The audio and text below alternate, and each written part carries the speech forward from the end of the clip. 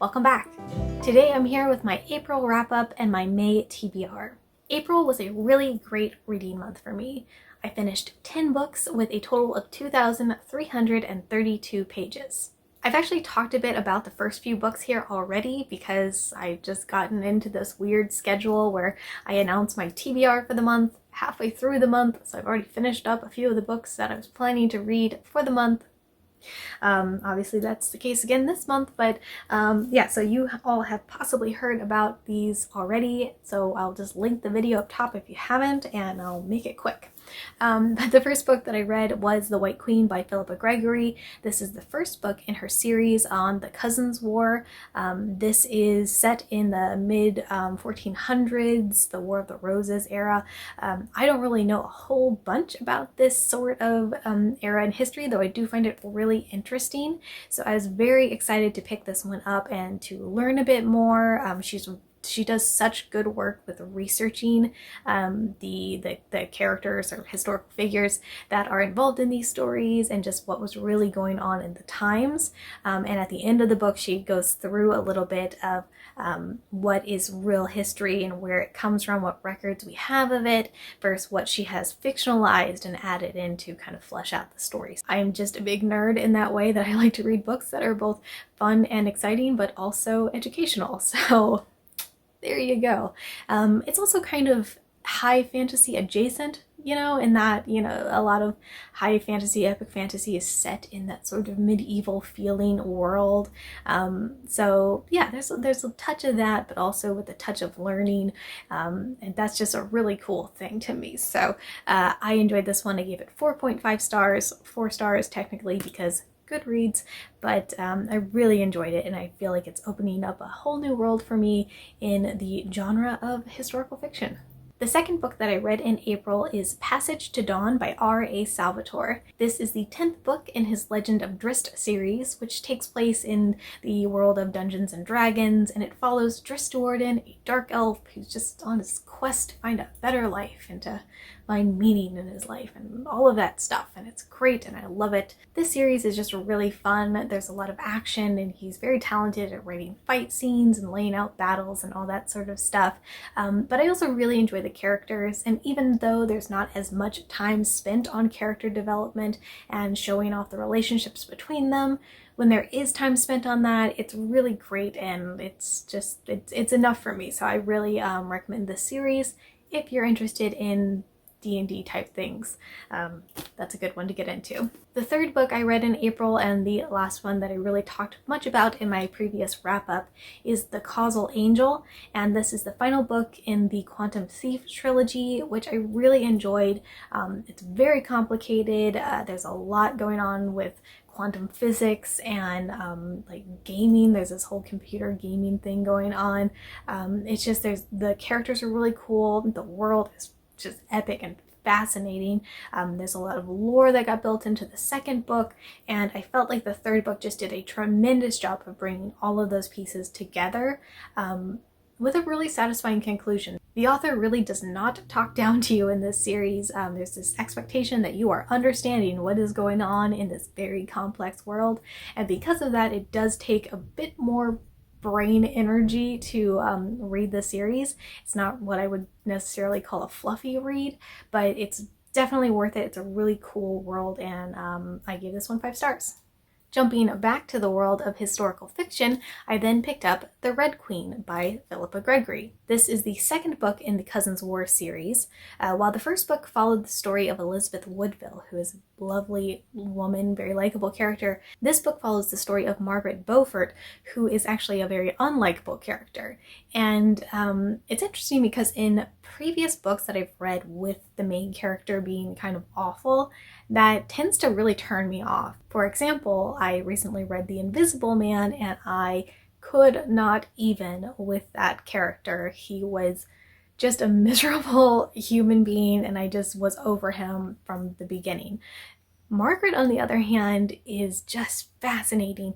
It's more of a dramatic reality TV star kind of awful, where or unlikable, you know, where she's just a source of drama, and I want to keep reading about her because I want to see what's going to happen and what she's going to do next. I'm fascinated. So this was a really interesting story, and I think coming just after the Elizabeth Woodville story.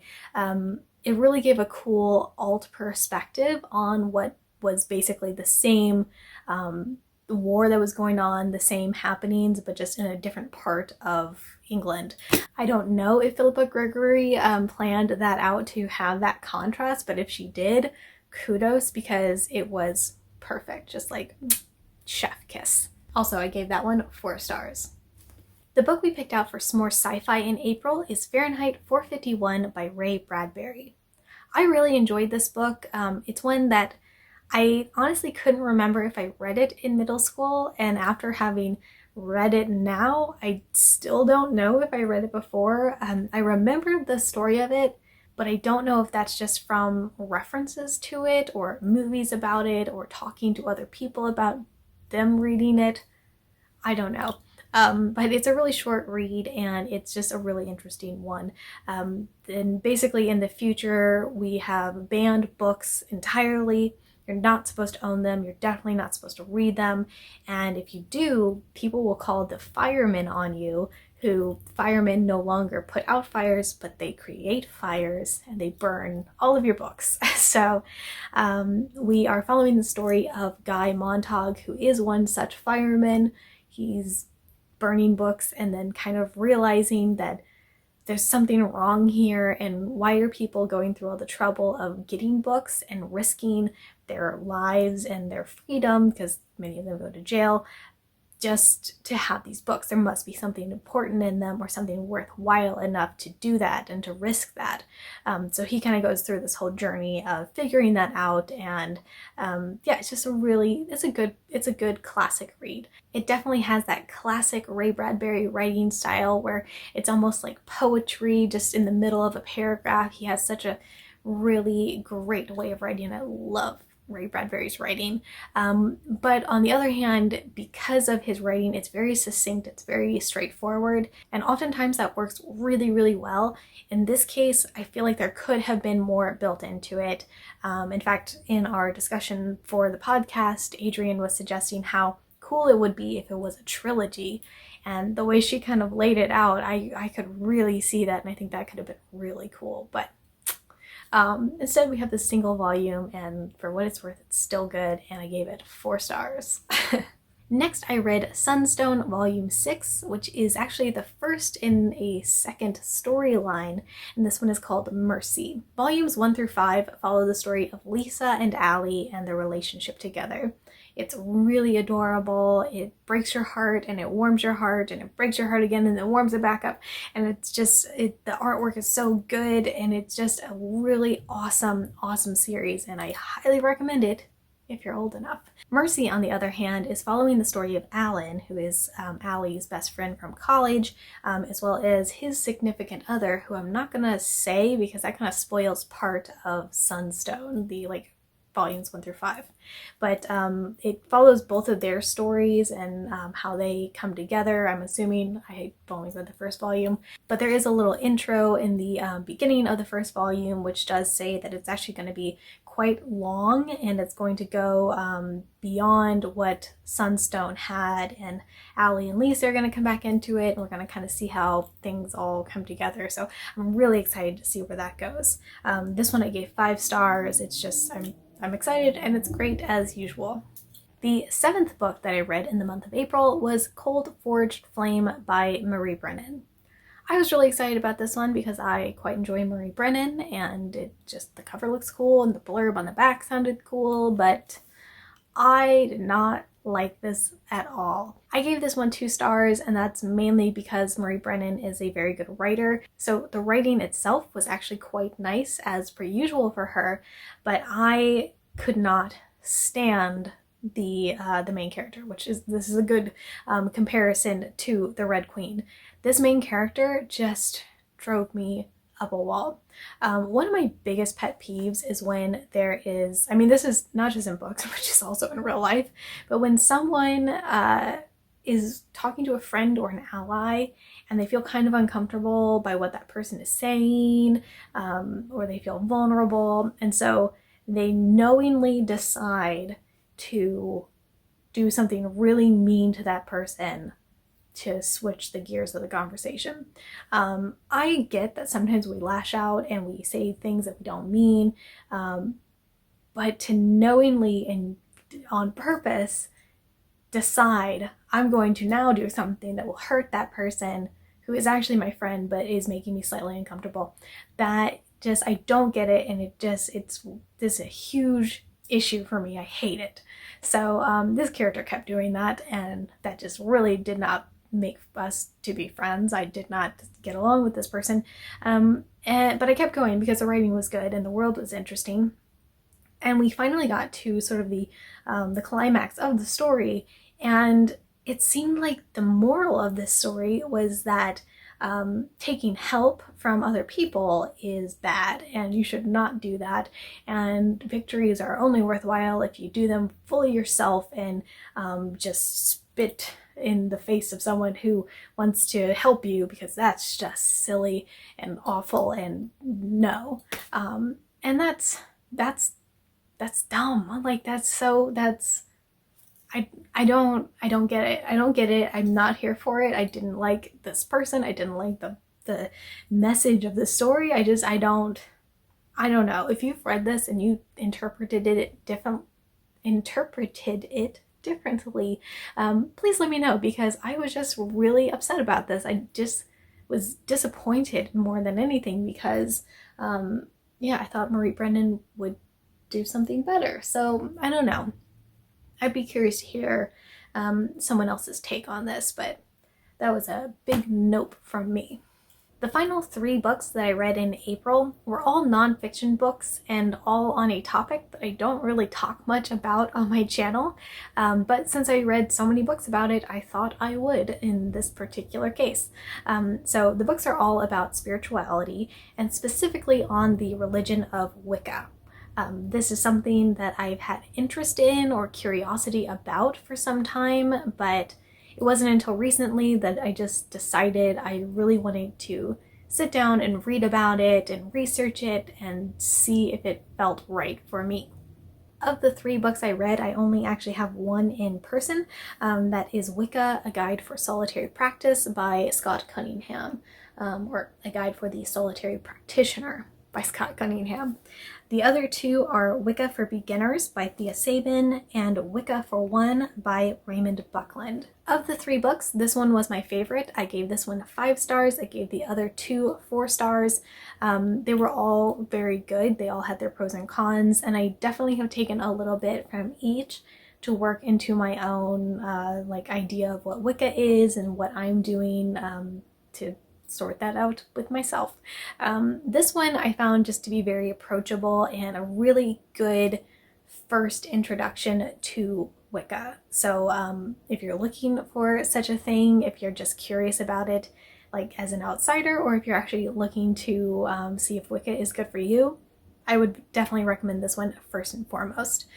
This one is from, I think, the 80s, so it's a little bit dated. The book by Thea Sabin is from the 2000s. So that one has a lot more modern references that I did appreciate. Like, it talks about Star Wars and Star Trek at various points in the book, and as a modern nerd, I'm here for it. But yeah, Wicca for One I think was probably my least favorite of them all, even though I still did enjoy it. But that one just felt a little bit more rigid and formal, I guess, the way that he was approaching it. But still a very good resource. So that's it for April. Moving on to May. I have finished 1 book already this month, which is Curly Girl, the Handbook by Lorraine Massey.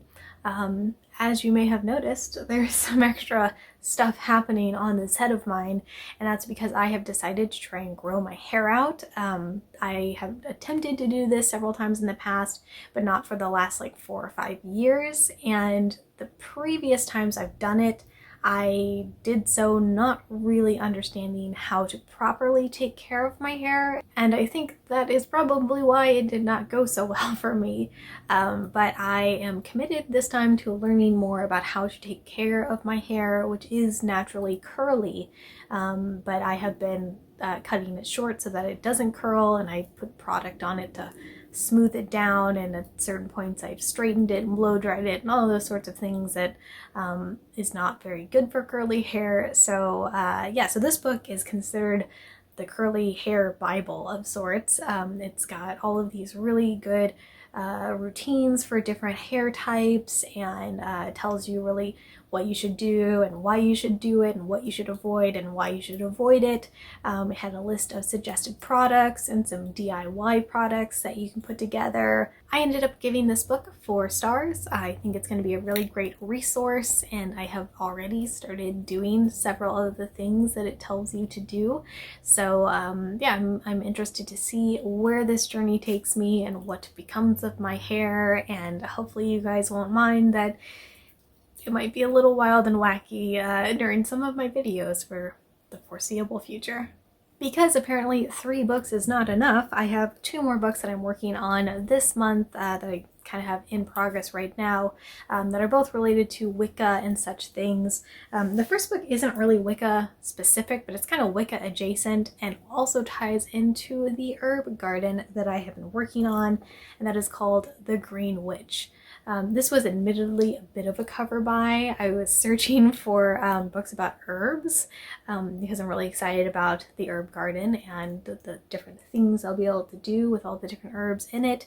And this just sounded like the combination of many interests and also very, very pretty cover. So this is your complete guide to the natural magic of herbs, flowers, essential oils, and more. Yeah, and it's very cute. It's got some good resources in it so far, and like I said, it ties into this whole Wicca adventure that I'm on, so for me personally it's a great pick. Then the other book I have is another by Raymond Buckland, which is Wicca for Life. Fun fact, I actually originally picked this book up thinking it was the best Raymond Buckland book to get, and I had been recommended to get a Raymond Buckland book, and then I saw the Wicca for One book and realized that that was actually the better way to go first, so I got that from the library and read it. Now I'm going back to this one because I already bought it. So yeah, I've been going through this one. It's more one I think I'll just skim through because it has certain things that don't really apply to me, or things that would be useful in a very specific situation but not just a general like figuring out if Wicca works for me kind of thing. Hopefully that makes sense. So yeah, I've been going through this one a little bit, but I'm hoping to continue going through it during the rest of the month. Then of course, these days, the TBR is not a TBR for me unless it has Philippa Gregory in it. So this is the 3rd book in her Cousins War series that I mentioned earlier.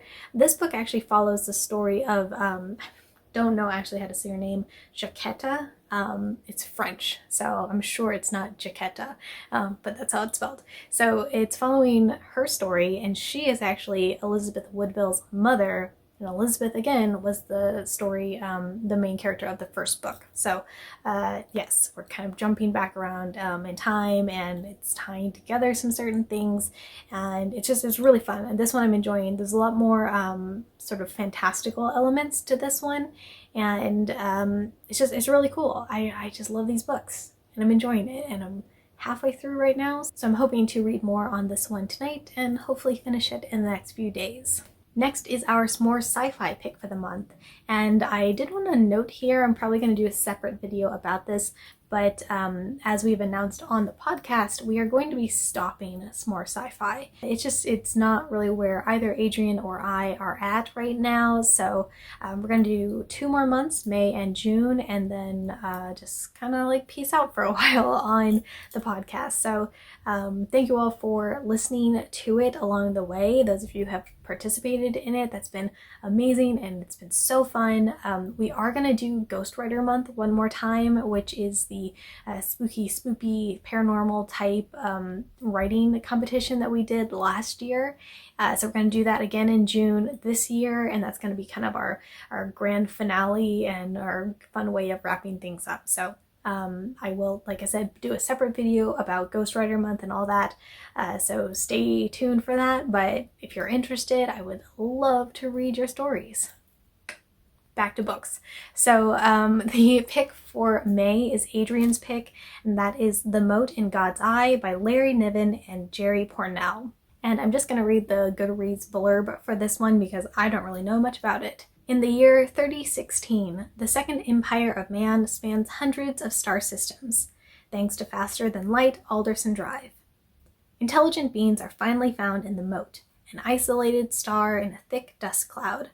The bottled-up ancient civilization, at least 1 million years old, are welcoming, kind, yet evasive, with a dark problem they have not solved in over 1 million years.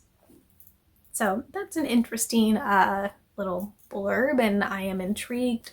The only hesitancy I have about this book is because I read Ringworld by Larry Niven, and I remember the world building itself was awesome. There were some really cool alien species in there, but there was a lot of sexism, and that was my main takeaway from reading it however many years ago. So I'm really hoping that it's not so much in that realm.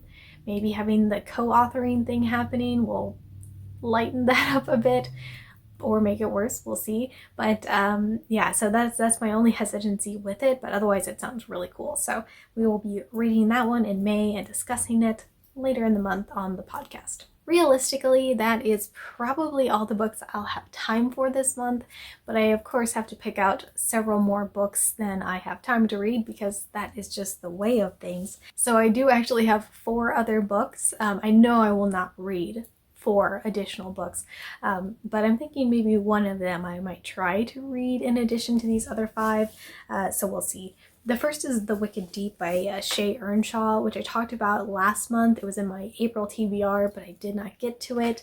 This is the one that sounded kind of hocus pocusy, and just it's set in Oregon, some small town in Oregon, and there's this like lore about witches that were there 300 years ago and a curse and all this stuff. And it just sounds like a really cool read, and the cover, it was a cover by, just 100%. But I'm really interested in reading it still, so I'm just gonna keep it on my like TBR back burner until I finally get to it. I also have Calypso by David Sedaris, which was part of my recent book haul video. I've been interested in reading it since I picked it up from Powell's, and yeah, it's just sort of, it was a nostalgic urge that I had to go and pick up a David Sedaris book because I read a lot of him in college and I haven't read any since. This was the only book that they had at Powell's of his that I hadn't read, so I just got it on a whim, and I'm still kind of feeling that nostalgic urge, so we'll see if that happens. Rebels and Revenants is a book that I picked up several months back. It was part of a fundraiser of sorts. KB Wagers is involved with it. It's one of her stories is in the book, and she posted about it on her Patreon, which I am a patron of. So it sounded cool, so and I decided to pick up a copy because I like to support people like KB Wagers. And I will just read the back of the book.